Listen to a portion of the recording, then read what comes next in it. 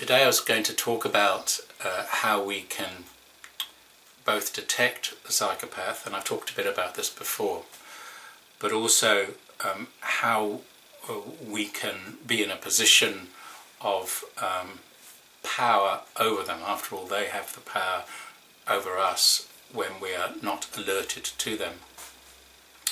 So if we pick them early, then the power shifts back into to us, and so we don't become the prey and the victim. It has become sort of fairly obvious to me that one thing ancient cultures, and in fact the more indigenous cultures, have over us Westerners, particularly us English and possibly New Zealanders, is that they use their whole body to assess a situation.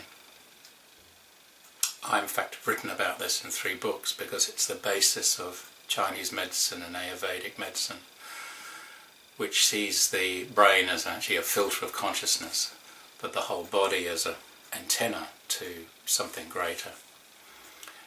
And this is our potential, and in fact most of us begin to realize this as we get older, but the psychopath, or the narcissistic personality disordered, is at a disadvantage to us here, because they tend to be disconnected. In fact, just talking about the brain, which is just still a small part of our anatomy, their brain is very disconnected. The amygdala, the hippocampus and the frontal lobes all seem to be disconnected, and yet the only thing firing is this primitive dopamine reaction to seeing us squirm.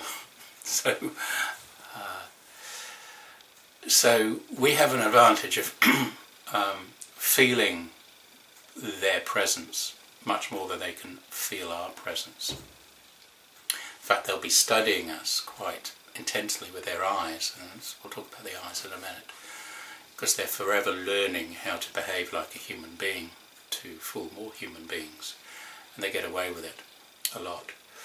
Because they study us, they study body language. So those people who say it is very useful to study body language and that somehow will help us detect a psychopath, I will say I don't think so, because the seasoned psychopath, seasoned since a very early age, possibly birth, will have studied body language to a point that they are the master actors, and they can fool us. But what they can't fool is our feelings that run through us. Of course, if that feeling is fear, and that's what they try to induce, it's very difficult for us to converse with them. In fact, they know that, because they don't have all this integrated circuitry. They can fire off in one particular area and know they can befuddle us. So when we're in the presence of them, our words won't come so easily, but our whole body will recoil, if you like, and feel. And as I've said before, that puts us in a difficult situation, so we need to take stock of this and then talk to others. So it is this is our advantage. Our advantage is that we do feel in an integrated way, not just head, heart and gut, the 3 brains people talk about. Far more interesting than that. It's a communication between literally trillions of our cells into our very being. I was listening to Thomas Sheridan recently talking about the eyes of a psychopath, and I found this fascinating, and certainly it was our experience that a psychopath will look you in the eye, they'll be studying you, but will look with a certain coldness. And this may take some practice and skill to look into people's eyes and discover whether they're genuine or not. I don't think the eyes fool us. There's a sort of steely insensitivity in the eyes, and the person can be very well presented, well dressed, smiling their smile, but the eyes do not carry the deep soul that we would expect in another person. and somehow those feelings from our eyes can be transmitted through our system, and we can feel uneasy.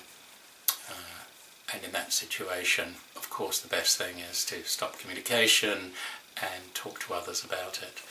But if not, and like so many of us are stuck in this situation, then we, I suppose, take some solace and comfort that we do have these other senses. We do have the ability to appreciate love and great art and music and beautiful colours that they don't.